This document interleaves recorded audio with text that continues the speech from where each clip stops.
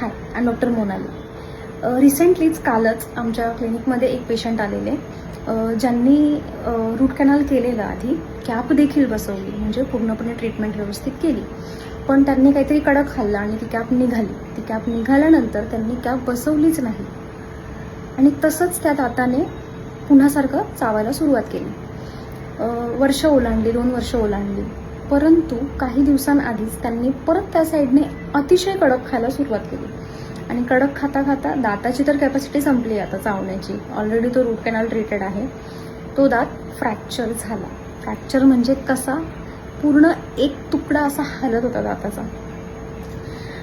सांगण्याचा मुद्दा काय म्हणजे हा एवढा मोठा सीन तुम्हाला सांगण्याचा मुद्दा एकच आहे की रूट कॅनल केलं, एवढ्या विजिट्स तुम्ही डॉक्टरकडे आले, पैसे तुमचे गेले, कॅप बसवूनही फक्त एका चुकीमुळे की तुम्ही ती कॅप निघाल्यानंतर पुन्हा कॅप लावली नाही म्हणून तो दात कामातून गेला.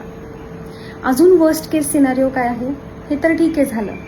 तो दात जेव्हा फ्रॅक्चर होतो आणि तो जेव्हा काढावा लागतो तेव्हा तो नॉर्मल दातासारखा निघत नाही, त्याला सर्जिकली काढावा लागतो. सर्जिकली म्हणजे काय, कट करून तुकड्यांमध्ये लिटरली चुरा होतो दाताचा. पेशंटलाही तेवढा वेळ चेअरवर बसावं लागतं आणि ती सगळी प्रोसिजर होते, बोन कट होतो. तर ह्या एवढ्या मेजर प्रॉब्लेम्सपासून तुम्हाला वाचायचं असेल तर तुम्ही साध्या साध्या गोष्टी त्या वेळेस डॉक्टरने सांगितल्याप्रमाणे केल्या पाहिजे. थँक्यू.